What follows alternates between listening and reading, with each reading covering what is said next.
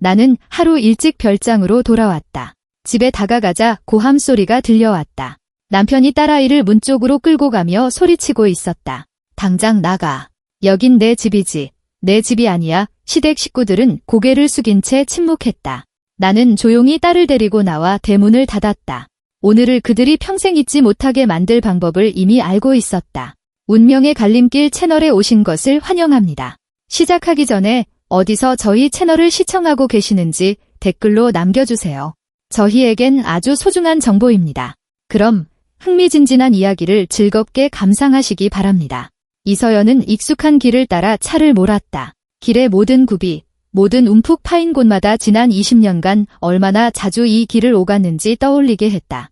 출장이 예정보다 하루 일찍 끝났다. 협력사에서 마지막 회의를 연기했고 서연은 답답한 호텔에 더 머물고 싶지 않았다. 지금 남편 박준호와 딸 하윤, 그리고 물론 3년째 여름 내내 눌러앉아 있는 시댁 식구들이 있는 별장으로 가고 싶었다. 뒷좌석에는 선물 꾸러미가 놓여 있었다. 하윤에게는 강남에 세련된 부티크에서 산 예쁜 스카프를, 준호에게는 그가 오래전부터 갖고 싶어 했던 셔츠를 샀다. 시어머니 최 여사에게는 고급차 세트를 샀지만 어차피 가격이 비싸다거나 맛이 없다며 불평할 것을 알고 있었다. 서연은 피곤하게 목을 주물렀다. 3일간의 협상, 이른 기상, 끊임없는 긴장감, 그녀의 나이 52, 이런 출장 후에는 온몸으로 피로가 느껴졌다. 하지만 곧 하윤을 볼 수 있다는 생각에 마음이 따뜻해졌다. 딸은 17살, 이제 막 고등학교를 졸업했다. 대학 입학과 새로운 인생이 눈앞에 있었다. 고속도로를 빠져나와 비포장도로로 들어서며 서연은 속도를 줄였다. 어제 내린 비로 길이 질퍽했다.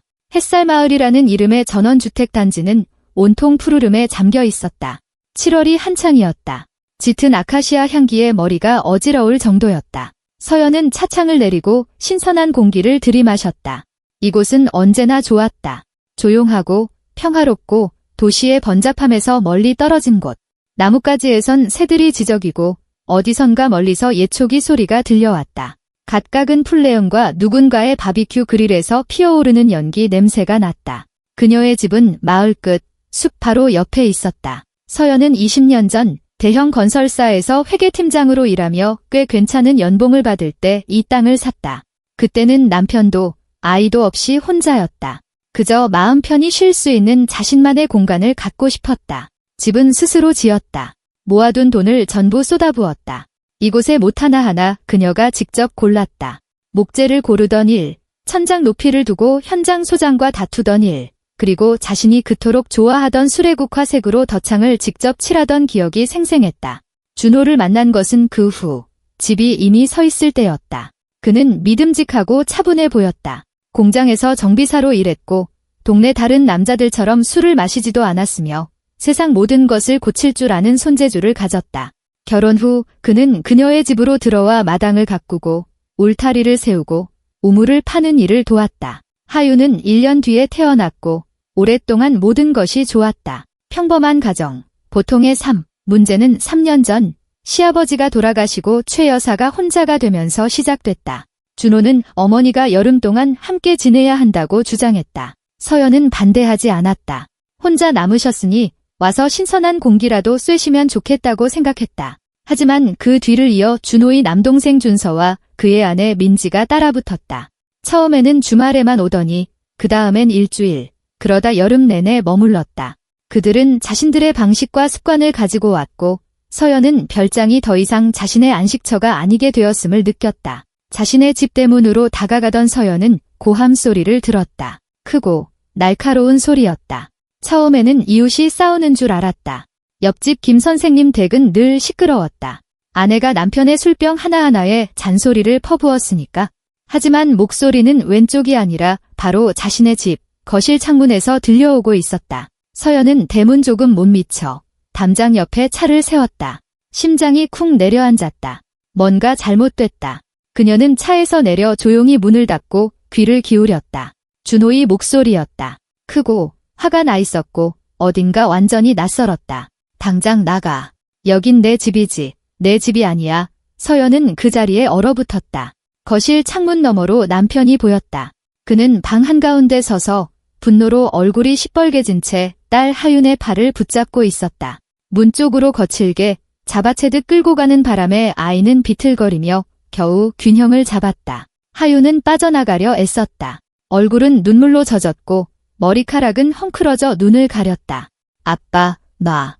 아파. 아이가 소리쳤지만 준호는 손목을 더 세게 쥘 뿐이었다. 식탁에는 그의 어머니 최 여사와 동생 준서, 그리고 아내 민지가 앉아 있었다. 세 사람 모두 아무 일도 없다는 듯 자신의 접시만 쳐다보고 있었다. 최 여사는 눈길조차 주지 않고 마치 중요한 의식을 치르듯 천천히 접시에 놓인 토마토를 썰고 있었다. 준서는 등을 구부린 채 창밖을 응시했고 민지는 식탁보 끝을 만지작거렸다. 서연은 속이 단단한 뭉치처럼 꽉 조여드는 것을 느꼈다. 손이 떨려왔다. 바닥에 하윤의 물건들이 흩어져 있는 것이 보였다. 티셔츠, 책, 화장품 파우치, 그리고 아이가 어릴 때부터 갖고 다니던 아끼는 토끼 인형까지. 준호가 닥치는 대로 딸의 물건을 모아 문지방으로 내던진 것이 분명했다. 나도 이제 지긋지긋해. 그가 딸을 출구 쪽으로 더 세게 잡아끌며 소리쳤다. 하루 종일 여기서 하는 일도 없이 처먹고 스마트폰만 들여다보고. 여긴 내 집이고 내 별장이야. 누가 여기서 살고 누가 못 사는지는 내가 정해. 하윤은 흐느끼며 팔을 빼내려 했지만 준호의 손아귀 힘은 셌다. 평생을 정비사로 일하며 고된 노동과 쇠를 다루는데 익숙한 사람이었다. 딸의 손목이 그의 손 안에서 하얗게 질렸다. 아주버님, 왜 그러세요? 민지가 조용히 말문을 열었지만 그의 시선에 말을 삼켰다. 서연은 담장 옆에 서서 눈앞의 광경을 믿을 수 없었다. 저 사람은 그녀의 남편, 18년을 함께 살며 자신과 하윤을 사랑하고 지켜주겠다고 맹세했던 바로 그 준호였다. 불과 한 달 전만 해도 딸을 껴안으며 어떤 놈에게도 줄 수 없다며 사윗감 하나하나 강도를 시험해보겠다고 농담하던 사람이었다. 준서가 마침내 헛기침을 하며 고개를 들지 않은 채 중얼거렸다. 형, 너무 심한 거 아니야? 그래도 형 딸이잖아. 닥쳐. 준호가 돌아보며 그의 말을 끊었다. 이건 우리 집안일이야. 내가 상관할 바 아니라고. 내 자식 낳아서 키울 때나 나 가르쳐. 준서는 입을 다물고 다시 창밖을 응시했다. 민지는 고개를 숙인 채 종이 냅킨을 만지작거리며 잘게 찢고 있었다. 최 여사는 태연하게 빵에 버터를 바르고 소금을 뿌리고 한 입맛 보더니 인상을 찌푸리고는 소금을 더 쳤다. 하윤은 울고 있었다. 다리가 후들거려 거의 서 있지도 못했다. 우리가 널 위해 얼마나 애쓰는지 알기나 해. 준호가 딸을 흔들며 말을 이었다. 먹여주고 입혀주고 바다에도 데려가 주고. 근데 넌 고맙다는 말 한마디, 도와주는 법이 없어. 어제는 할머니한테 말대꾸까지 했지? 말대꾸 안 했어요. 하윤이 흐느끼며 대꾸했다. 그냥 할머니가 원하는 회계사가 아니라 변호사가 되고 싶다고 말했을 뿐이에요. 바로 그거야. 준호가 의기양양하게 소리쳤다. 하고 싶다. 하고 싶다. 내 그 하고 싶다는 거에 돈은 누가 되는데? 돈이 하늘에서 떨어지는 줄 알아? 최 여사가 마침내 샌드위치에서 눈을 떼지 않은 채 입을 열었다. 내가 말했잖니, 준호야. 내들이 애를 너무 오냐오냐 키웠어. 진작에 휘어잡았어야지. 이젠 아주 목에 올라타서 다리까지 흔들고 있잖니. 서연은 순간 눈앞이 캄캄해지고 귀가 먹먹해질 정도의 분노를 느꼈다. 피가 관자놀이에서 쿵쿵 울리고 손가락이 주먹으로 말렸다. 하지만 그녀는 심호흡을 하며 스스로를 진정시키고 손바닥을 폈다. 이성을 잃을 때가 아니었다. 생각해야 했다. 행동해야 했다. 냉정하고 계산적으로. 그녀는 조용히 대문을 열었다. 문이 삐걱거렸지만 집안의 고함 소리가 그 소리를 삼켰다. 자갈이 발밑에서 소리를 내지 않도록 조심스럽게 걸어 현관으로 향했다. 나무 계단 3개를 올라 문을 밀었다. 최근에 경첩에 기름칠을 해둔 털아무는 소리 없이 열렸다. 준호는 입구에 등을 보인 채 여전히 하윤의 팔을 붙잡고 있었다. 서연을 처음 발견한 것은 민지였다. 그녀가 고개를 들자 눈이 커지고 입이 벌어졌다. 그녀는 준서의 소매를 잡아당겼다. 그가 돌아보더니 그 자리에서 굳었다. 형수님. 그가 창백해지며 내뱉었다. 준호가 급히 돌아섰다. 그의 얼굴에 순간 당혹감, 심지어 두려움이 스쳤지만 그는 금세 평정을 되찾고 하윤을 놓아주며 어깨를 폈다. 서연은 말없이 그를 지나쳐 쳐다보지도 않고 딸의 어깨를 감쌌다. 하윤은 흐느끼며 그녀에게 기댔다. 아이의 몸이 가늘게 떨리고 있었다. 손목에는 붉은 손자국이 선명했다. 내 짐 챙겨. 서연이 딸의 헝클어진 머리를 쓰다듬으며 조용히 말했다. 빨리, 필요한 것만. 서연 씨, 왜 이렇게 일찍 왔어? 준호가 놀란 척하며 심지어 어색하게 웃으며 이를 드러냈다. 우린 내일 올 줄 알았는데 회의가 있었잖아. 서연은 그를 길고 무거운 시선으로 바라보았다. 그 눈빛에는 냉기 외에는 아무것도 없었다. 그러고는 천천히 손에 빵 조각을 든 채 굳어버린 최 여사에게로, 그리고 죄지은 학생처럼 접시에 코를 박고 있는 준서와 민지에게로 시선을 옮겼다. 하윤아, 짐. 그녀가 반복해서 말했고 그 목소리에는 강철 같은 단호함이 깃들어 있었다. 딸은 고개를 끄덕이고 손등으로 눈물을 닦으며 바닥에 흩어진 옷들을 챙기기 시작했다. 손이 너무 떨려서 가방 지퍼를 제대로 잠글 수가 없었다. 서연은 옆에 쭈그려 앉아 말없이 티셔츠와 반바지, 책들을 접어넣으며 딸을 도왔다. 바닥에서 토끼 인형을 집어 먼지를 털어냈다. 아니, 대체 무슨 일이야? 준호가 다시 말을 걸려하며 한 걸음 다가왔지만 그의 목소리는 어색하고 너무 컸다. 하윤이가 그냥 할머니한테 버릇없이 굴었어. 내가 제대로 가르치고 있었던 거야? 아빠는 엄해야 하잖아. 안 그래? 내가 버릇없이 굴었다고요. 하윤이 울음 섞인 목소리로 그를 쳐다보며 소리쳤다. 아빠가 그랬잖아요. 이건 아빠 집이고 난 있을 곳이 없다고. 내가 식충이라고. 조용히. 서연이 하윤의 어깨를 쥐며 제지했다. 나중에 얘기하자. 집에 가서 그녀는 무거운 스포츠 가방을 들고 하윤의 손을 잡고 출구로 향했다. 준호가 몸으로 문을 막으며 그녀의 앞을 가로막았다. 어딜 가려는 거야? 어른들답게 제대로 얘기 좀 하자고. 비켜. 그녀의 목소리는 차분하고 조용했지만 등골을 서늘하게 만드는 무언가가 있었다. 준호는 그녀의 눈을 보고는 왜인지 모르게 뒤로 물러섰다. 아마도 그전에는 결코 본 적 없는 무언가를 그 눈에서 보았을 것이다. 서연은 그를 지나쳐 딸을 현관으로, 그리고 마당길로 이끌었다. 하윤은 여전히 흐느끼며 구겨진 티셔츠 소매로 얼굴을 닦고 있었다. 서연아. 준호가 현관에서 소리쳤다. 돌아올 거지? 화 풀리면 항상 그랬던 것처럼 돌아올 거잖아. 그녀는 돌아보지도 않았다. 차 앞에서 서연은 딸을 조수석에 앉히고 하윤이 이미 다 컸음에도 안전벨트를 매주었다. 자신은 운전석에 앉아 핸들에 손을 얹고 잠시 눈을 감았다. 그리고 시동을 걸었다. 백미러로 현관에 준호가 나타나고 뒤이어 최 여사, 그리고 준서와 민지가 보이는 것을 보았다. 그들은 일렬로 서서 떠나는 차를 바라보고 있었다. 최 여사는 차 쪽을 손가락으로 가리키며 준호에게 무언가 말하고 있었다. 서연은 천천히 마당을 빠져나와 대문 앞에서 멈췄다. 차에서 내려 빗장을 걸었다. 빗장쇠가 크고 단호하게 철컥 소리를 내며 잠겼다. 차로 돌아오자 하윤은 두 손에 얼굴을 파묻고 조용히 애처롭게 울고 있었다. 어깨가 들썩였다. 엄마, 미안해. 싸우려던 게 아니었어. 정말 할머니한테 버릇없이 군 게 아니라 그냥 내가 원하는 걸 말했을 뿐인데. 쉬. 아가. 서연이 딸의 머리를 쓰다듬으며 얼굴에 젖은 머리카락을 치워주었다. 내 잘못이 아니야? 절대로 내 잘못이 아니라고. 넌 아무 잘못 없어. 알겠니? 차는 비포장도로를 따라 다시 고속도로를 향해 달렸다. 해는 서쪽으로 기울며 자작나무의 긴 그림자를 들이우고 있었다. 어디선가 까마귀가 울고 저녁의 서늘함과 연기 냄새가 났다. 서연은 차분하고 자신감 있게 운전했지만 속은 부글부글 끓고 있었다. 머릿속에는 이미 계획이 세워지고 있었다. 오랫동안 직장에서 맞춰왔던 회계 장부처럼 명확하고 뚜렷한 계획. 그녀는 앞으로 무엇을 해야 할지, 어떤 서류가 필요한지, 누구에게 연락해야 할지, 어떻게 행동해야 할지 정확히 알고 있었다. 그리고 준호와 그의 가족들이 오늘을 오래도록 기억하게 될 것이라는 것도. 서울의 아파트는 그들을 고요함과 서늘함으로 맞았다. 서연은 집을 비울 때 항상 창문을 살짝 열어두었다. 하윤은 말없이 자기 방으로 들어가 바닥에 가방을 던지고 침대에 얼굴을 파묻었다. 서연은 문가에 서서 딸의 떨리는 어깨를 바라보다가 조용히 문을 닫고 부엌으로 갔다. 주전자에 물을 올리고 찬장에서 찻잔 2개와 찻잎을 꺼냈다. 손은 기계적으로 움직였지만 머릿속에서는 지난 1시간의 장면들이 계속해서 되감기고 있었다.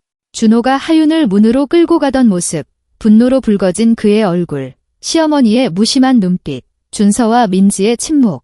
그들이 모두 식탁에 앉아 아무 일도 없다는 듯 행동하던 모습.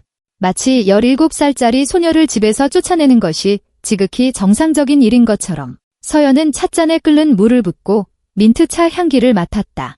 그 향이 조금은 마음을 진정시켰다. 찻잔 하나를 하윤에게 가져다주며 침대 옆 협탁에 놓았다. 아이는 미동도 없이 누워 간간히 흐느낄 뿐이었다. 식으면 마셔. 서연이 침대 가장자리에 조용히 앉으며 말했다. 그리고 좀 자도록 해. 내일 얘기하자. 하윤은 고개를 돌려 붉게 부은 눈으로 엄마를 바라보았다. 엄마, 나 정말 그런 말 안 했어. 할머니가 어디 가고 싶냐고 물으셔서 법대 가고 싶다고 했어. 그랬더니 할머니가 그건 진지하지 못하다면서 엄마처럼 회계사가 돼야 일이 편하고 돈도 괜찮게 번다고 하셨어. 난 그냥 내가 선택하고 싶다고 대답했을 뿐이야. 알아. 아가. 서연이 딸의 머리를 쓰다듬었다. 알고 있어? 넌 아무 잘못 없어. 쉬어. 부엌으로 돌아와 자기 찻잔을 들고 식탁에 앉았다. 창밖은 어두워지고 이웃집들의 불이 켜졌다. 휴대폰이 진동했다. 준호였다. 서연은 화면에 뜬 이름을 보고는 받지 않고 휴대폰을 다시 식탁에 내려놓았다. 1분 뒤 다시 전화가 왔다. 그녀는 소리를 끄고 차를 다 마신 뒤 찻잔을 씻고 침실로 갔다. 옷장을 열어 맨 위 선반에서 작고 눈에 띄지 않는 회색 금속 금고를 꺼냈다. 외우고 있는 비밀번호를 입력했다. 하윤의 생일. 뚜껑이 조용한 딸깍 소리와 함께 열렸다. 안에는 서류들이 폴더별로 깔끔하게 정리되어 있었다. 서연은 별장이라고 쓰인 가장 두꺼운 폴더를 꺼내 침대 위에 펼쳤다. 맨 위에는 20년 전 날짜의 토지 매매 계약서가 있었다. 매수인은 이서연, 그녀의 결혼 전 이름이었다. 그녀는 모든 내용을 외우고 있었지만 한 줄 한 줄 꼼꼼히 다시 읽었다. 토지는 그녀의 돈으로 샀고 완납했다. 어떤 빚도 어떤 의무도 없었다. 다음은 주택 소유권 증명서. 소유주는 다시 오직 그녀, 이서연이었다. 집은 준호와 결혼하기 전에 지어졌다. 자재에 대한 모든 영수증과 계산서가 보관되어 있었다. 그녀는 이런 일에 항상 꼼꼼했다. 서연은 서류를 넘기며 마음속에서 확신이 단단해지는 것을 느꼈다. 준호는 이미 완성된 집에 들어왔다. 그는 텃밭을 가꾸고 울타리를 세우고 지붕을 수리하는 것을 도왔지만 이 모든 것은 결혼 후의 일이었고 별장은 공동 소유로 명의가 변경된 적이 없었다. 준호가 몇 번 이야기를 꺼냈지만 서연은 일부러 그렇게 하지 않았다. 그럴 때마다 그녀는 그저 불필요한 서류 작업일 뿐이라고 농담처럼 넘겼다. 우리가 어차피 가족인데 그런 게 왜 필요해 라고 말했지만 사실은 지키고 싶었다. 자신의 것, 힘들게 벌어 자신의 손으로 지은 것을. 지금 그녀는 과거의 자신에게 그 신중함에 대해 감사했다. 서연은 20년 전 이 땅을 사기 위해 돈을 모으던 때를 떠올렸다. 대건설이라는 건설회사에서 회계팀장으로 일했다. 월급도 괜찮았고 연말 보너스도 있었다. 소박하게 살았다. 변두리의 원룸에서 월세로 살며 옷, 여가, 휴가 등 모든 것을 아꼈다. 한 푼 한 푼 모았다. 그때 그녀는 32이었다. 가족 없이 혼자였지만 마음껏 숨 쉴 수 있는 자신만의 공간을 꿈꿨다. 필요한 돈을 모았을 때 땅을 보러 다녔다. 이곳이 바로 눈에 들어왔다. 마을 끝, 숲옆에 조용하고 평화로운 곳, 주인이 다른 도시로 이사 가느라 급하게 팔고 있었다. 서연은 모아둔 돈을 마지막 한 푼까지 전부 그에게 주었다. 그 후 다시 돈을 모았다. 이번엔 건축을 위해서 설계를 의뢰하고 인부들을 고용하고 모든 단계를 직접 감독했다. 집은 천천히, 하지만 확실하게 올라갔다. 그녀는 주말마다 와서 인부들에게 점심을 끓여주고 작업 품질을 확인하고 모든 비용을 두꺼운 공책에 기록했다. 준호를 만난 것은 땅을 산 지 4년째 되던 해였다. 집은 이미 서 있었고 내부 마감만 남은 상태였다. 공통의 지인 생일 파티에서 만났다. 그는 5살 연하였고 키가 크고 다부졌으며 손재주가 좋았다. 공장에서 정비사로 일하며 기계와 공구에 대해 잘 알았다. 말은 적었지만 할 말은 하는 사람이었다. 술도 담배도 하지 않았다. 어머니와 낡은 소형 아파트에서 살고 있었다. 그는 서연에게 구식으로 구애했다. 집까지 바래다주고 꽃을 선물하고 매일 저녁 전화했다. 반년 뒤 결혼하자고 했다. 서연은 동의했다. 혼자인 것에 지쳐 있었다. 가족, 온기, 아이들이 그리웠다. 결혼식은 30명 정도만 초대해 조촐하게 치렀다. 준호는 아직 미완성인 그녀의 집으로 이사와서 마감재 공사를 돕고 수도를 연결하고 난로를 설치했다. 하윤은 1년 뒤에 태어났다. 서연은 육아휴직을 썼다가 복직했다. 준호는 공장에서 일하며 월급을 가져왔고 다투지 않았으며 아이를 돌보는 것을 도왔다. 평범하고 정상적인 삶. 물론 다른 집들처럼 사소한 다툼은 있었지만 심각한 것은 없었다. 서연은 자신들이 운이 좋았고 좋은 가정을 꾸렸다고 생각했다. 첫 번째 경고음은 시아버지가 돌아가신 후에 울리기 시작했다. 최 여사는 혼자가 되어 별장에 자주 오기 시작했다. 처음에는 주말에, 그 다음엔 일주일, 그러다 여름 내내. 그녀는 지배적이고 명령하는 데 익숙한 여성이었다. 평생 자기 집에서는 안주인이었지만 이곳에서는 갑자기 손님이 된 것이다. 그것이 그녀를 짜증나게 했다. 그녀는 물건을 옮기고 규칙을 바꾸고 서연을 비판하기 시작했다. 국이 짜다. 꽃을 잘못 심었다. 하윤을 잘못 키운다 등등. 준호는 항상 어머니 편을 들었다. 서연은 신경 쓰지 않으려 했지만 해가 갈수록 점점 더 힘들어졌다. 그리고 2년 전 최 여사에게 준서와 그의 아내 민지가 합류했다. 그들은 시내에 자기 아파트가 있었지만 여름은 신선한 공기를 마시며 별장에서 보내기로 했다. 서연은 거절할 수 없었다. 어쨌든 가족이었으니까. 하지만 그녀의 조용한 안식처였던 별장은 통행로가 되어버렸다. 준서는 준호보다 7살 어렸고 어떤 회사에서 관리자로 일하며 돈을 많이 벌지는 못했다. 그의 아내 민지는 조용하고 기가 죽은 여자로 모든 일에 시어머니 말을 따랐다. 그들은 짐 가방을 들고 와서 자기 물건을 풀고 방을 차지했다. 최 여사는 마치 자기 집인 양 모든 것을 지시했다. 서연은 참았다. 그녀는 항상 참았다. 평생 가족의 평화를 지키려 노력했고 다툼을 피하고 양보했다. 하지만 오늘 일은 모든 것을 바꿔놓았다. 그녀는 서류를 다시 폴더에 넣고 금고를 닫은 뒤 침대에 앉았다. 휴대폰이 다시 진동했다. 준호에게서 온 문자였다. 서연아, 바보짓 하지 마. 다시 와서 제대로 얘기하자. 서연은 문자를 끝까지 읽지 않고 삭제했다. 시계를 보니 밤 11시 반이었다. 내일은 토요일이지만 그건 중요하지 않았다. 그녀는 가방에서 주소록을 꺼내 뒤적여 필요한 이름을 찾았다. 김성진. 10년 전 그가 대건설의 법무팀에 있을 때 함께 일했던 전 동료였다. 그 후 그는 독립해서 개인 변호사 사무실을 열었고 가족 문제, 이혼, 재산 분할을 전문으로 다뤘다. 그들은 가끔 안부를 묻고 명절 인사를 나누는 사이였다. 서연은 그에게 문자를 보냈다. 김성진 변호사님, 좋은 밤입니다. 늦은 시간에 죄송합니다. 가족 문제로 상담이 필요합니다. 내일 오전에 뵐 수 있을까요? 보내고 나서 휴대폰을 협탁에 내려놓았다. 5분 뒤 답장이 왔다. 서연 씨, 물론이죠. 10시까지 오세요. 사무실에 있겠습니다. 주소는 그대로입니다. 그녀는 안도의 한숨을 내쉬었다. 계획이 뚜렷한 윤곽을 드러내기 시작했다.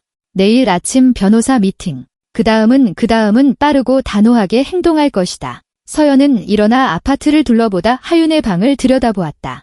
아이는 낡은 토끼 인형을 껴안고 새우처럼 몸을 웅크린 채 자고 있었다. 서연은 이불을 덮어주고 정수리에 입을 맞춘 뒤 조용히 나왔다. 욕실에서 오랫동안 뜨거운 샤워를 하며 피로와 분노, 서러움을 씻어냈다. 물이 얼굴을 타고 흘러내리며 마침내 자신에게 허락한 눈물과 섞였다. 하윤이 듣지 못하도록 손바닥으로 입을 막고 조용히 울었다. 그러고 나서 몸을 닦고 잠옷을 입고 침대에 누웠다. 잠이 오지 않았다. 서연은 어둠 속에서 천장을 바라보며 생각했다. 18년의 결혼 생활. 18년 동안 그녀는 좋은 아내, 엄마, 며느리가 되려고 노력했다. 시어머니의 변덕을 참고 준호가 자신 없이 결정을 내릴 때 침묵하고 사소한 서운함에 눈을 감았다. 그렇게 해야 한다고, 가족이란 타협이라고, 양보할 줄 알아야 한다고 생각했다. 하지만 오늘 남편이 딸을 문으로 끌고 가며 자기 집이라고 소리치는 것을 보았을 때 안에서 무언가 부서졌다. 아니, 오히려 제자리를 찾았다. 그의 집이 아니다. 그녀의 집, 그녀의 땅, 그녀의 벽, 그녀의 지붕이다. 그녀가 자신의 돈으로 이 땅을 샀고 자신의 손으로 집을 지었고 그 안에 영혼과 수년의 삶을 쏟아부었다. 준호는 그저 이미 준비된 곳에 들어왔을 뿐인데 이제 와서 누가 살고 누가 못 사는지를 결정할 권리가 있다고 생각하는 것이다. 자기 딸을 내쫓으면서 아니, 이걸로 끝이다. 서연은 옆으로 돌아 누워 베개를 껴안았다. 머릿속에는 이미 할 일 목록이 정리되고 있었다. 변호사 미팅, 서류 준비, 이혼 소송 제기, 재산 분할, 별장에서의 퇴거 조치, 모든 것이 신속하고 명확하게 법에 따라 감정 없이 스캔들 없이 오직 사실과 서류로만 이루어져야 했다. 그녀는 문지방에서 자신을 보았을 때의 준호의 얼굴을 떠올렸다. 그 당혹감, 그 눈 속의 두려움. 그는 그녀가 일찍 돌아올 것이라고 예상하지 못했다. 그녀가 보게 될 것이라고 예상하지 못했다. 그렇다면 이번이 처음이 아니었다는 뜻이다. 서연이 없을 때 그는 또 얼마나 많이 하윤에게 그런 식으로 대했을까? 그녀가 모르는 또 다른 일들은 무엇일까? 휴대폰이 다시 진동했다. 서연은 쳐다보지도 않았다. 준호라는 것을 알았다. 그는 전화하고 문자하고 어쩌면 찾아올지도 모른다. 용서를 구하고 다시는 그러지 않겠다고 약속하고 그저 순간적인 화였다고 그럴 의도는 없었다고 맹세할 것이다. 그녀는 이 패턴을 알았다. 친구들에게서 동료들에게서 수십 번 보았다. 처음엔 고함, 그 다음엔 사과, 그 다음엔 다시 고함. 하지만 이번엔 아니다. 그녀에게, 그녀의 딸에게는 안 된다. 서연은 눈을 감고 숨을 고르게 쉬려고 노력했다. 내일은 긴 하루가 될 것이다. 잠을 푹 자고 힘을 길러야 했다. 앞으로의 싸움에 대비해야 했다. 창밖으로 차 한 대가 지나가고 어디선가 현관문이 닫히는 소리가 들리고 개가 짖었다. 평범한 도시의 밤소리. 하지만 서연에게 이 밤은 이전 삶의 마지막 밤이었다. 내일은 새로운 삶이 시작될 것이고 그녀는 준비가 되어 있었다. 아침은 하윤이 창백하고 붉은 눈으로 방에서 나오는 것으로 시작되었다. 서연은 이미 부엌에서 커피 한 잔을 마시며 금고에서 꺼낸 서류들을 살펴보고 있었다. 아이는 말없이 다가와 엄마의 어깨를 감싸고 그녀의 머리에 뺨을 기댔다. 엄마, 미안해. 내가 사과할 건 없어. 서연이 돌아보며 딸의 손을 잡았다. 들었니? 아무것도. 내가 진작 이 모든 걸 끝냈어야 했어. 하윤은 고개를 끄덕이며 차오르는 눈물을 닦았다. 서연은 딸에게 차를 따라주고 샌드위치 접시를 식탁에 놓아주었다. 먹어. 난 볼 일이 좀 있어서 다녀와야 해. 2시간 안에 돌아올게. 어디 가는데? 변호사 사무실에. 서연은 마치 가게에 가는 것을 이야기하듯 차분하게 말했다. 전문가의 도움이 필요해. 하윤은 크게 뜬 눈으로 엄마를 바라보았다. 엄마 설마 이혼하려는 건 아니지? 맞아. 서연은 거짓말하지 않았다. 어제 일 이후로 더 이상 이렇게는 살 수 없다는 걸 깨달았어. 딸은 고개를 숙이고 찻잔 가장자리를 만지작거렸다. 나 때문에 내 아빠가 가족을 어떻게 대해야 하는지 잊어버렸기 때문이야. 서연이 딸의 턱을 들어 눈을 들여다보았다. 하윤아, 기억해. 아무도 너한테 그렇게 대할 권리가 없어. 아무도. 아빠도, 남편도, 그 누구도. 넌 한 사람의 인간이고 인격체이며 존중받을 자격이 있어? 하윤은 목에 걸린 덩어리를 삼키며 고개를 끄덕였다. 서연은 딸의 이마에 입을 맞추고 서류가 든 가방을 들고 나섰다. 김성진 변호사의 사무실은 도심에 위치한 천장이 높고 삐걱거리는 나무 바닥이 깔린 오래된 건물에 있었다. 서연은 3층으로 올라가 법률 상담소, 김성진 변호사라는 명패가 붙은 문을 찾았다. 김성진 변호사는 문 앞에서 그녀를 맞았다. 키가 크고 머리가 희끗희끗한 60대 남성으로 안경에 단정한 정장 차림이었다. 그들은 15년 이상 알고 지낸 사이였고 그는 그녀의 얼굴만 보고도 심각한 일이라는 것을 바로 알아차렸다. 서연 씨, 어서 와요. 그는 그녀를 사무실로 안내하고 자기 책상 맞은편 의자에 앉혔다. 이야기해봐요. 서연은 짧게 불필요한 감정 없이 상황을 설명했다. 하루 일찍 돌아온 것, 본 것, 딸을 데리고 나온 것까지. 김 변호사는 주에 깊게 들으며 이따금 고개를 끄덕이고 메모장에 무언가를 적었다. 별장 서류는 가져왔어요. 그녀가 말을 마치자 그가 물었다. 서연은 가방에서 폴더를 꺼내 책상 위에 놓았다. 변호사는 안경을 쓰고 매매계약서, 소유권 증명서, 건축자재 영수증 등을 꼼꼼히 살폈다. 모두 결혼 전에 구입했고 전부 당신 명의로 되어 있군요. 그는 서류를 옆으로 밀어두고 안경을 벗었다. 좋습니다. 아주 좋아요. 별장은 공동재산이 아니므로 분할 대상이 아닙니다. 즉, 이건 당신의 개인 재산이라는 뜻입니다. 남편 박준호 씨는 그 집에 대해 아무런 권리가 없어요. 김 변호사는 의자 등받이에 기댔다. 당신은 현재 그곳에 있는 모든 사람, 남편과 그의 친척들을 포함해서 퇴거를 요구할 수 있습니다. 서연은 안도감과 만족감에 속이 후련해지는 것을 느꼈다. 어떻게 해야 하죠? 공식적으로 퇴거 소송을 제기하고 소유권 증빙 서류를 첨부하면 됩니다. 법원은 당신 편을 들어줄 겁니다. 명백하니까요. 그는 다시 안경을 쓰고 깨끗한 서류 양식을 꺼냈다. 하지만 더 빠른 방법이 있습니다. 당신이 집행관들과 함께 별장에 가서 즉시 퇴거를 요구하는 겁니다. 만약 그들이 거부하면 집행관들이 조서를 작성할 것이고 그러면 법원을 통해 강제 퇴거가 진행됩니다. 오늘 당장 그들이 나갔으면 좋겠어요. 서연의 목소리는 단호했다. 그렇다면 바로 행동해야 합니다. 김 변호사는 시계를 보았다. 제가 같이 갈 수 있습니다. 모든 절차를 제대로 처리하고 집행관들을 부르겠습니다. 그들이 확인서를 작성할 겁니다. 별장 열쇠 여분이 있나요? 네, 여기 서울에 있어요. 좋습니다.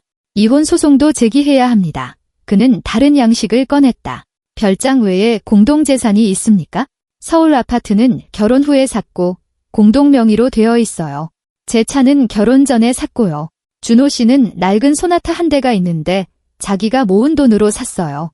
아파트는 분할하거나 지분을 매입하는 방식으로 협의해야 할 겁니다. 우 변호사는 기록했다. 하지만 그건 나중 일입니다. 법원을 통해서요. 먼저 별장부터 해결합시다. 미성년 자녀가 있나요? 딸이 17살이에요. 8월이면 18이 됩니다. 좋아요. 일이 더 간단해지겠네요. 김 변호사는 일어섰다. 이렇게 합시다. 제가 지금 집행관들에게 연락해서 필요한 서류를 준비하겠습니다. 1시간 뒤에 별장으로 출발하죠. 준비됐나요? 서연은 고개를 끄덕였다. 네.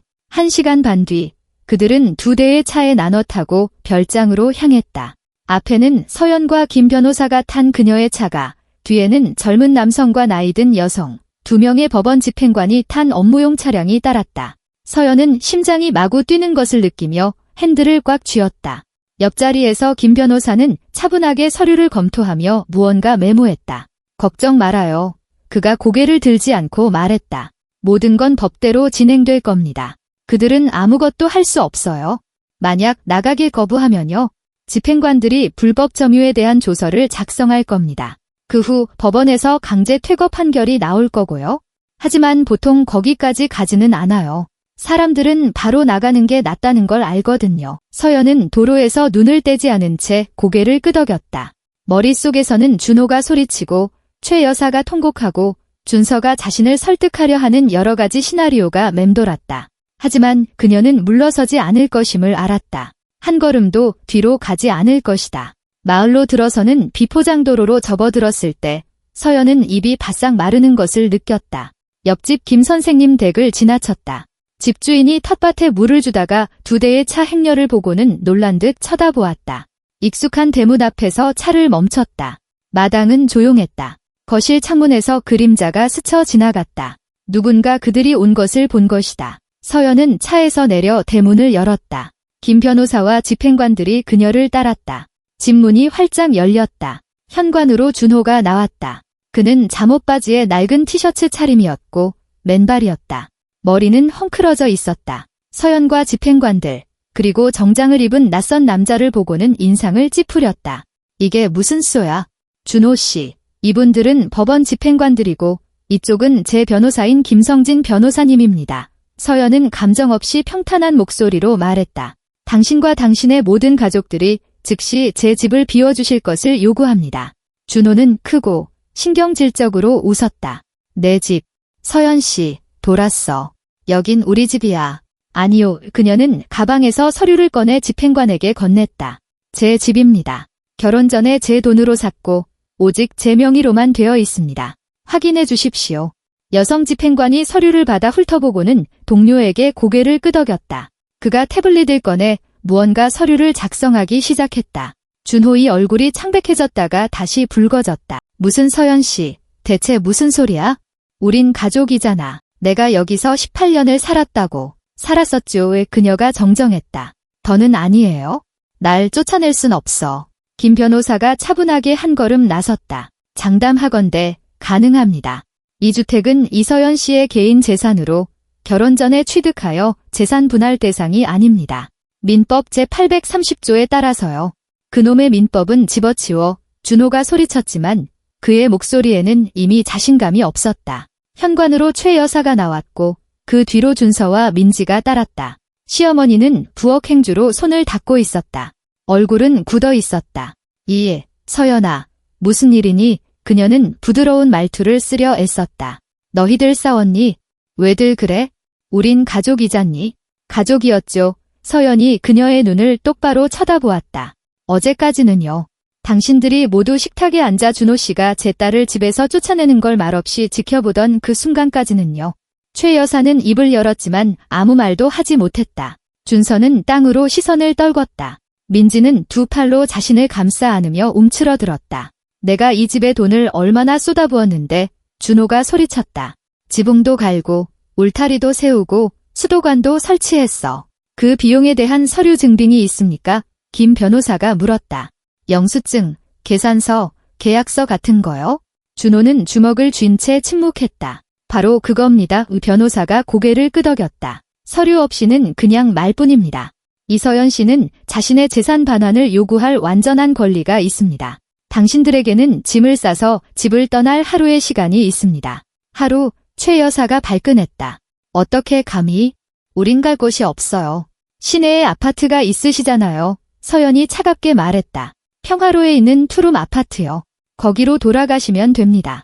형수님, 왜 이러세요? 준서가 마침내 입을 열며 한 걸음 나섰다. 우린 가족이잖아요. 어떻게 우리를 길거리로 내쫓을 수 있어요? 당신들이 어제 제 딸을 내쫓을 수 있었던 것과 똑같이요. 그녀는 목소리를 높이지 않았지만 모든 단어가 비수처럼 꽂혔다. 말없이 앉아서 지켜봤잖아요. 민지는 흐느끼며 두 손에 얼굴을 묻었다. 준서는 손으로 얼굴을 문질렀다. 여성 집행관이 서류 검토를 마치고 서연에게 돌려주었다. 모든 것이 맞습니다.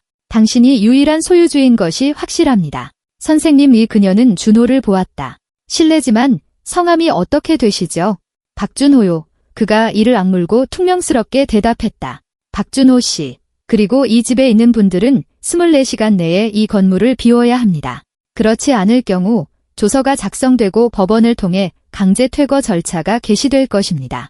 이게 무슨 말도 안 되는 짓이야. 준호가 현관 난간을 주먹으로 내리쳤다. 18년을 살았는데 이렇게 길거리로 내쫓다니. 이 결정에 대해 법적으로 이의를 제기할 수는 있습니다. 집행관이 차분하게 말을 이었다.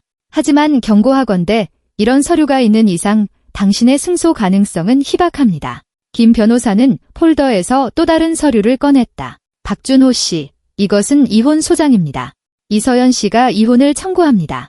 또한 공동재산인 아파트에 대한 재산 분할 소송도 제기될 것입니다. 주소는 그만해. 준호가 고함을 질렀다. 이제 그만하라고. 그는 돌아서서 문을 쾅 닫고 집 안으로 들어가 버렸다. 최 여사는 현관에 서 있었다. 분필처럼 하얀 얼굴로 손에 행주를 꽉 쥐고 있었다. 준서는 어쩔 줄 몰라 하며 발을 동동 굴렀다. 서연아. 시어머니가 다시 한번 시도했다. 목소리가 떨렸다. 어떻게 좀 안 되겠니? 너희들 함께한 세월이 얼만데? 우리 하윤이 생각도 해야지. 애한테는 아빠가 필요해. 제가 바로 하윤이를 생각했어요. 서연이 한 걸음 다가가 시어머니의 눈을 똑바로 응시했다. 딸이 집에서 쫓겨나는데 당신은 말없이 토마토나 자르고 있던 걸 봤을 때요. 바로 그때 제가 딸을 생각했죠. 최 여사는 마치 뺨을 맞은 것처럼 뒤로 물러섰다. 입술이 떨렸다. 우린 준호가 그렇게 심각하게 할 줄은 몰랐어. 그냥 순간적으로 화를 낸 거였어. 순간적인 화요. 서연이 되뇌었다. 그럼 전에도 이런 일이 반복됐다는 거군요. 제가 없을 때 또 얼마나 많이 그렇게 화를 냈나요? 민지가 더 크게 흐느꼈다. 준서가 그녀의 어깨를 감싸고 현관 옆으로 데려갔다. 남성 집행관이 조서 작성을 마치고 태블릿을 서연에게 내밀었다. 여기에 서명해 주십시오. 조서 사본은 상대방에게 전달될 겁니다. 내일 이 시간에 저희가 와서 요구사항 이행 여부를 확인할 겁니다. 서연이 서명했다. 집행관들이 최 여사에게 사본을 건넸다. 그녀는 떨리는 손으로 종이를 받았다. 하루입니다. 여성 집행관이 반복했다. 내일 낮 12시까지입니다. 김 변호사는 서류를 다시 폴더에 넣었다. 서연 씨, 지금 챙겨갈 물건이라도 있나요? 그녀는 고개를 저었다. 아니요. 제게 필요한 건 모두 서울에 있어요. 그들은 차로 돌아갔다. 서연은 마지막으로 뒤를 돌아보았다. 최 여사는 여전히 조서를 손에 든 채 현관에 서 있었다. 준서와 민지는 정자 옆에서 무언가 조용히 이야기하고 있었다. 집 안에서는 준호의 희미한 고함 소리가 들려왔다. 무언가를 던지고 부수는 것 같았다. 서연은 운전석에 앉았다. 손은 더 이상 떨리지 않았다. 마음속은 텅 비어 있었다. 분노도 고통도 아닌 그저 공허함. 김 변호사가 조수석에 앉았다. 잘했어요. 강한 여성이군요. 전 그냥 제 딸을 지키는 겁니다. 그녀는 시동을 걸었다. 그리고 제 것을요. 차들이 움직이기 시작했다. 백미러로 자신의 별장, 자신의 손으로 지은 집이 점점 작아지는 것이 보였다. 하지만 지금 그곳은 정겹게 느껴지지 않았다. 지금은 그저 낯선 사람들을 내쫓아야 할 건물일 뿐이었다. 정겨운 집은 나중에 그녀와 하윤이 단둘이 그곳으로 돌아와 모든 것을 새로 시작할 때가 되어서야 될 것이다. 3주가 흘렀다. 모든 것을 바꿔놓은 3주였다. 처음 며칠이 가장 힘들었다. 준호는 1시간에 한 번씩 전화하고 문자를 보내고 집으로 찾아와 아파트 입구에서 기다렸다.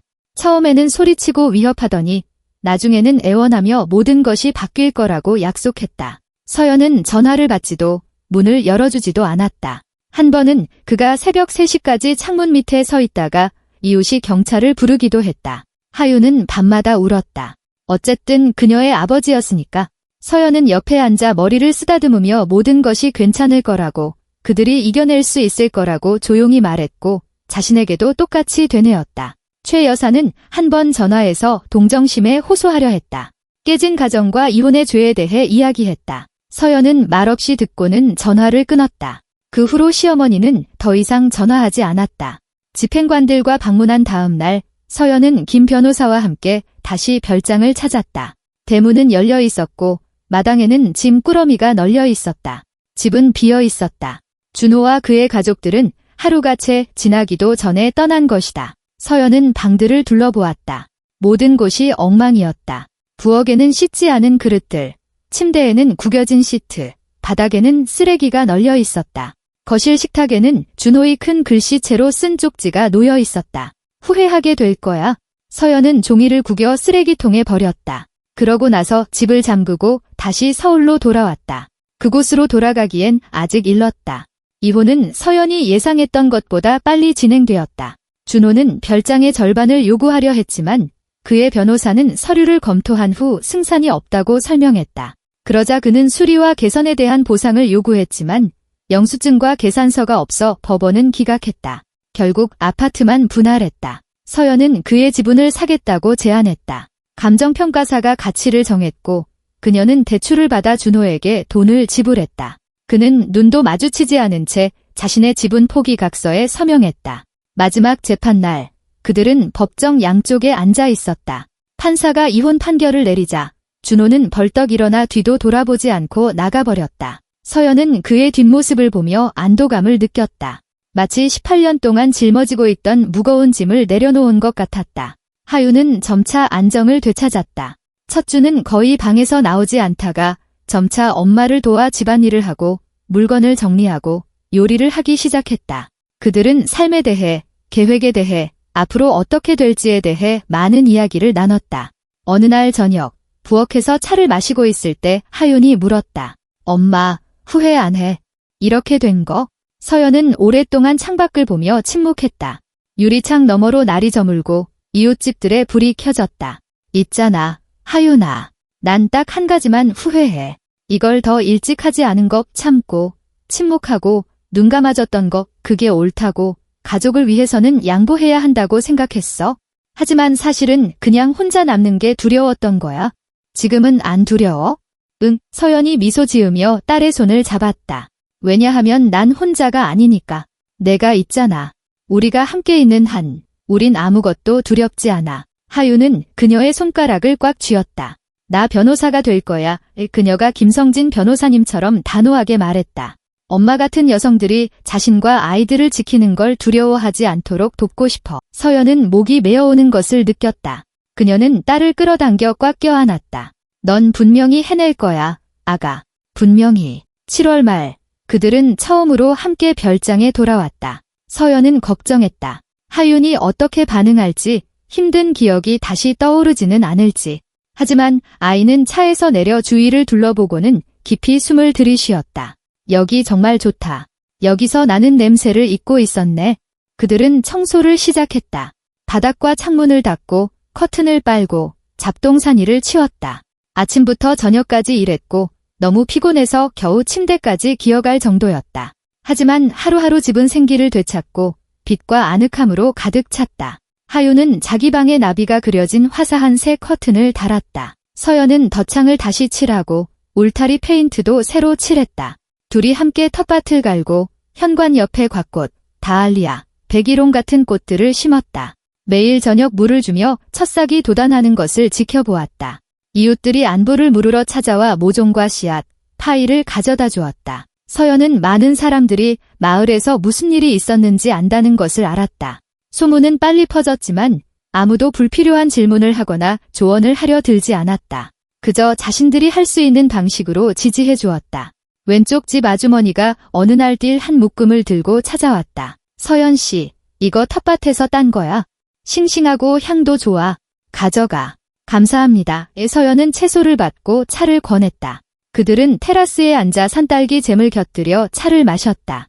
이웃 아주머니는 찻숟가락을 젓다가 말했다. 대단해. 서연 씨, 아무나 그런 결심을 하는 건 아니지. 대부분은 끝까지 참고 살아.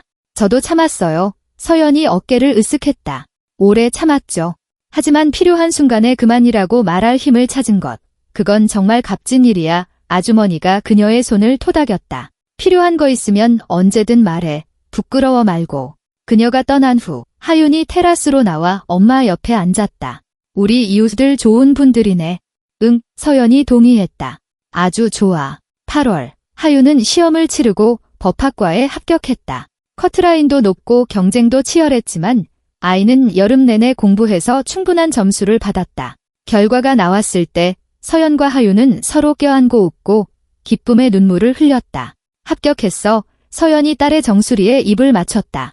내 똑똑이, 내 예쁜이. 엄마, 나 떨어질까 봐 너무 무서웠어. 넌 해냈어. 넌 강하니까. 내 엄마처럼 강하거든. 서연이 몸을 떼고 딸의 눈을 들여다보았다. 아니, 나보다 훨씬 더. 그들은 별장에서 합격 축하 파티를 열었다.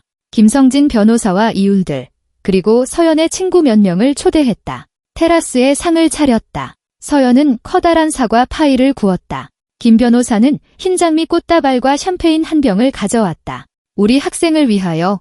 그가 잔을 들며 건배를 제의했다. 어려움을 두려워하지 않고 목표를 이룬 하윤이를 위하여. 모두가 힘차게 화답했다. 하윤은 얼굴을 붉히며 활짝 웃었다. 서연은 딸을 보며 가슴이 자랑스러움과 사랑으로 가득 차는 것을 느꼈다. 저녁, 손님들이 돌아간 후 둘은 현관 계단에 나란히 앉아 노을을 바라보았다. 하늘은 주황색과 분홍색으로 불타고 있었다. 숲 어딘가에서 뻐꾸기가 울었다. 저녁의 서늘함과 이웃집 그릴에서 나는 연기 냄새가 났다. 엄마, 하윤이 엄마 어깨에 머리를 기댔다. 아빠는 언젠가 자기가 잘못했다는 걸 깨달을까? 서연은 딸을 껴안으며 자신에게로 끌어당겼다. 모르겠어, 아가. 깨달을 수도 있고 아닐 수도 있겠지? 하지만 그건 더 이상 우리의 관심사가 아니야. 우리는 해야 할 일을 했어? 우리 자신과 우리의 존엄성을 지켰지? 그 다음부터는 각자 자기 인생에 책임을 지는 거야. 아빠를 용서해. 내려놓는 거야. 서연이 한숨을 쉬었다. 용서와는 달라. 그냥 더 이상 마음속에 분노를 담아두지 않는 거지. 그건 나한테 필요 없으니까. 앞으로 나아가는데 방해만 될 뿐이야. 하윤은 고개를 끄덕이며 차오르는 눈물을 닦았다. 가을은 소리 없이 찾아왔다. 숲의 나무들이 노랗게 물들기 시작했다. 아침이면 들판에 안개가 깔렸다. 저녁은 쌀쌀해졌다. 서연과 하윤은 주말마다 별장에 와서 수확물을 거두고 집을 겨울나기 준비시키고 그저 도시의 번잡함에서 벗어나 쉬었다. 하윤은 대학과 새로운 친구들, 교수님들에 대해 이야기했다. 민법 강의, 세미나, 첫 모의 재판에 대해 이야기할 때면 그녀의 눈은 빛났다. 엄마, 그거 알아? 오늘 교수님이 이혼 시 재산 분할에 대해 강의하셨어. 우리 상황이 생각나서 손을 들고 예를 들었지? 교수님이 나를 칭찬하시면서 내용을 잘 알고 있다고 하셨어. 서연은 딸의 신나는 이야기를 들으며 미소 지었다. 하윤은 눈에 띄게 활짝 피어나고 있었다. 더 자신감 있고, 더 더 강해졌다. 여름에 겪었던 고통은 그녀를 무너뜨리지 않았다. 오히려 단련시키고 목표를 주었다. 9월의 어느 날 그들이 테라스에 앉아 저녁차를 마시고 있을 때 대문에서 노크 소리가 들렸다. 서연은 이웃 아주머니인 줄 알고 문을 열러갔다. 하지만 대문 뒤에는 준호가 서 있었다. 그는 살이 빠지고 초췌해져 있었다. 얼굴에는 새로운 주름이 생겼다. 낡은 재킷을 입고 손에는 어떤 종이 쪽지를 만지작거리고 있었다. 서연을 보자 미소 지으려 했지만 어색하게 일그러졌다. 안녕, 서연 씨. 서연은 대문을 잡은 채 굳었다. 심장이 더 빨리 뛰기 시작했다. 테라스에서 하윤이 일어서는 소리가 들렸다. 안녕하세요. 그녀가 평탄하게 말했다. 저기 얘기 좀 할 수 있을까? 준호가 한 걸음 다가왔다. 하세요. 그는 머뭇거리며 시선을 떨궜다. 내가 잘못했다는 걸 깨달았어. 완전히 잘못했어. 하윤이한테 한 짓. 그는 말을 더듬다 침을 삼켰다. 용서받을 수 없는 짓이야.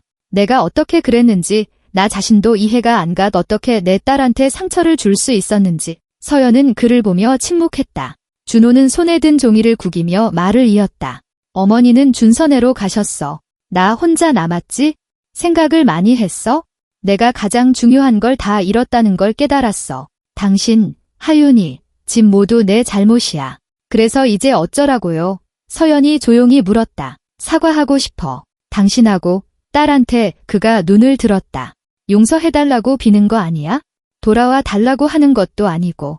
그냥 당신들이 알아줬으면 좋겠어. 내가 후회하고 있다는 걸, 정말로 후회하고 있다는 걸? 서연은 오랫동안 그를 바라보았다. 이 남자는 18년 동안 그녀 삶의 일부였고 그녀 아이의 아버지였다. 한때 그녀는 그를 사랑했고 믿었고 함께 계획을 세웠다. 그러다 무언가 부서졌고 다시는 붙일 수 없게 되었다. 듣고 있어요. 준호 씨. 그녀가 마침내 말했다. 그걸 깨달았다니 다행이네요. 하지만 저와 하윤이에게는 더 이상 사과가 필요 없어요. 우리는 앞으로 나아가고 있고 당신도 그러길 바라요. 저 하윤이 좀 볼 수 있을까? 그냥 얼굴만이라도. 그의 목소리에는 애원이 깃들어 있었다. 서연은 돌아보았다. 하윤은 현관에 서서 두 손을 가슴에 모으고 있었다. 엄마는 딸에게 질문하는 눈빛을 보냈다. 딸은 잠시 망설이다가 천천히 고개를 끄덕였다. 준호는 대문 안으로 들어와 현관에서 몇 걸음 떨어진 곳에 멈췄다. 하윤은 계단 한 칸을 내려왔다. 한때는 그토록 가까웠지만 이제는 거의 남이 된 아버지와 딸이 서로 마주보고 섰다. 하윤아, 미안하다. 준호가 쉰 목소리로 말했다. 너한테 상처 줘서, 소리쳐서, 그리고 나쁜 아빠여서 미안하다. 하윤은 말이 없었다. 뺨을 타고 눈물이 흘러내렸다. 이것만은 알아줬으면 좋겠다. 넌 똑똑해. 대학에 합격하고 장하다. 훌륭한 변호사가 될 거야. 난 확신해. 그가 한 걸음 더 다가왔다. 그리고 난 무슨 일이 있어도 내가 자랑스럽다. 감사합니다. 하윤이 속삭였다. 이제 가봐야겠어요. 그녀는 돌아서서 집 안으로 사라졌다. 준호는 고개를 숙인 채 서 있었다. 서연이 그에게 다가갔다. 가세요. 준호 씨. 그리고 다시는 오지 마세요. 우리에겐 시간이 필요해요. 언젠가 하윤이가 당신을 만나고 싶어 할지도 모르지만 그건 당신이 아니라 하윤이의 결정이 될 거예요. 그는 고개를 들지 않은 채 끄덕이고는 대문으로 향했다. 문 앞에서 돌아보았다. 서연 씨, 나 정말 후회해. 알아요. 그녀는 분노 없이 말했다. 가세요. 준호는 대문 밖으로 나가 등을 구부린 채 길을 따라 걸어갔다. 서연은 그가 모퉁이를 돌아 사라질 때까지 그의 뒷모습을 바라보았다. 그러고 나서 대문에 빗장을 걸고 집으로 돌아왔다. 하윤은 소파에 앉아 무릎을 감싸 안고 조용히 울고 있었다. 서연은 옆에 앉아 딸을 껴안았다. 괜찮아, 아가. 괜찮아. 왜 이렇게 아프지? 하윤이 흐느꼈다. 아빠한테 화나고 미웠는데 왜 지금은 이렇게 아플까? 그래도 내 아빠니까. 서연이 딸의 머리를 쓰다듬었다. 그리고 아픔을 느끼는 건 정상이야. 그건 내가 착한 마음을 가졌다는 뜻이야.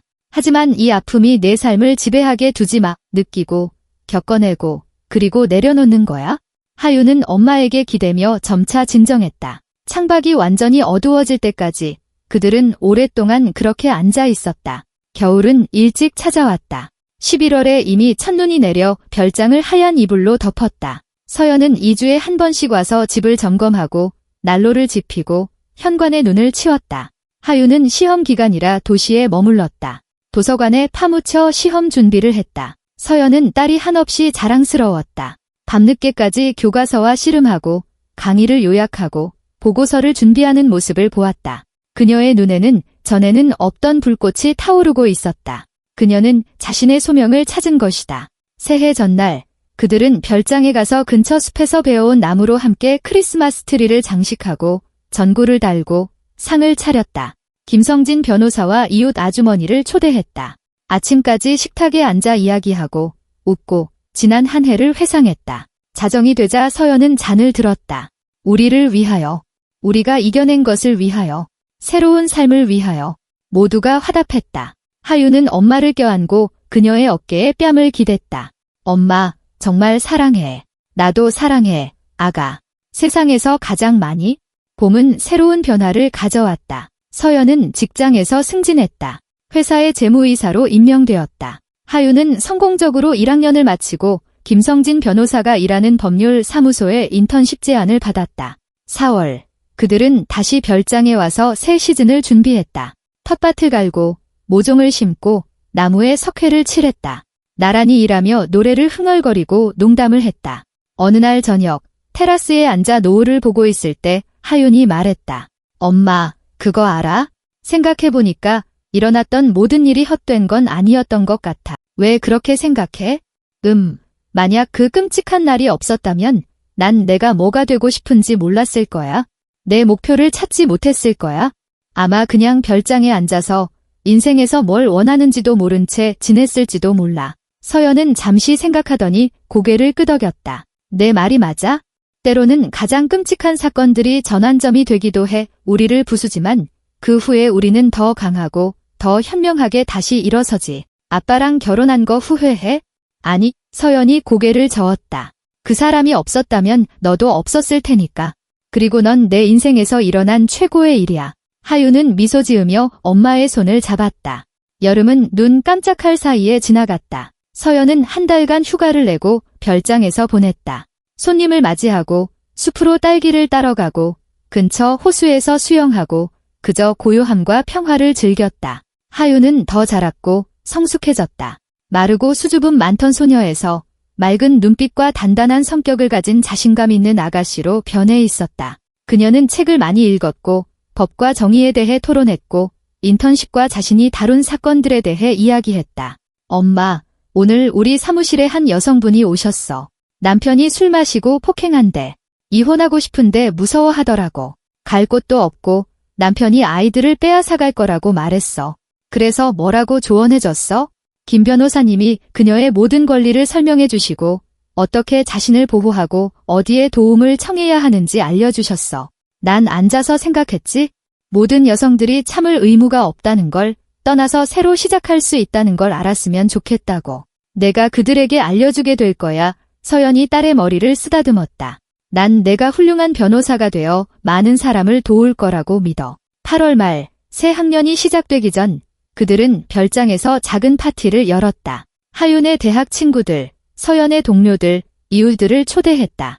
마당에 긴 테이블을 놓고 나무에 등불을 켜고 음악을 틀었다. 젊은이들은 잔디 위에서 춤을 췄다.